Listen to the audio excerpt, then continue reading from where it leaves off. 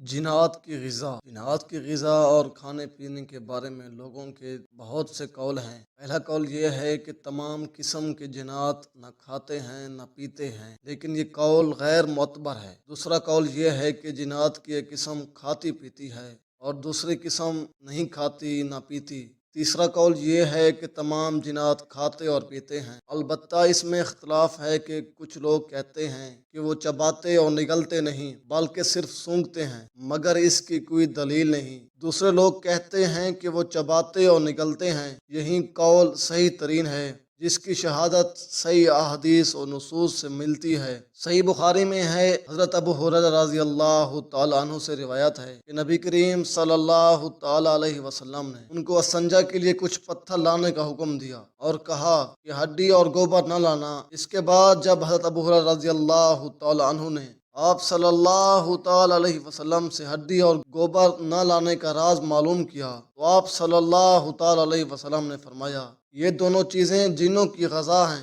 میرے پاس نصیبین کا ایک وفد جو جنات پر مشتمل تھا آیا اور مجھ سے کھانے کے لیے توشہ طلب کیا۔ میں نے ان کے لیے اللہ سے دعا کی کہ جس ہڈی اور گوبر سے ان کا گزر ہو اس پر ان کی غذا موجود ہو۔ ترمذی میں صحیح سند سے مروی ہے کہ گوبر اور ہڈی سے استنجا نہ کیا کرو، اس لیے کہ یہ تمہارے جنات بھائیوں کی غذا ہے۔ صحیح مسلم میں ابن مسعود رضی اللہ تعالیٰ عنہ سے روایت ہے کہ مجھے ایک جن نے دعوت دی، میں ان کے ساتھ گیا، ان کے سامنے قرآن کی تلاوت کی۔ وہ جن ہم کو ایک جگہ لے گیا اور جنوں کے مکانات اور آگ کے نشانات دکھائے۔ ان لوگوں نے آپ صلی اللہ تعالیٰ علیہ وسلم سے کھانا مانگا تو آپ نے فرمایا، تمہارے لیے ہر ہڈی جس پر اللہ کا نام لیا گیا ہو گوشت بن جائے گی، اور جانوروں کی مینگنی تمہارے مویشوں کے لیے چارہ ہے۔ چنانچہ نبی پاک صلی اللہ تعالیٰ علیہ وسلم نے فرمایا، لہٰذا تم لوگ ان دونوں چیزوں سے استنجا نہ کیا کرو، اس لیے کہ وہ تمہارے بھائیوں کی غذا ہے۔ رسول اللہ صلی اللہ تعالیٰ علیہ وسلم نے یہ بھی بتایا کہ شیطان بائیں ہاتھ سے کھاتا ہے، اور آپ نے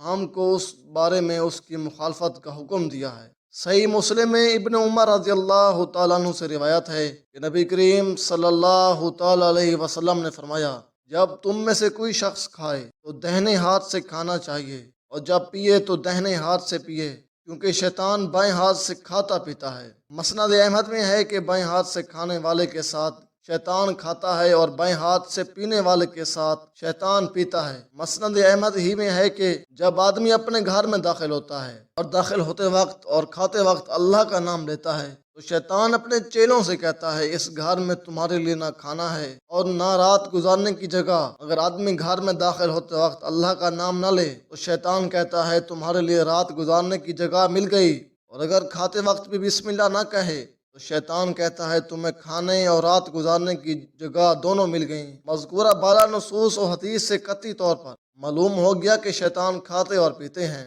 جس طرح انسان کو اس گوشت کے کھانے کی ممانعت ہے جس پر اللہ کا نام نہ لیا گیا ہو، اسی طرح مومن جنات کے لیے رسول اللہ صلی اللہ تعالیٰ علیہ وسلم نے ایسی ہڈی کو کھانے کی اجازت دی جس پر اللہ کا نام لیا گیا ہو۔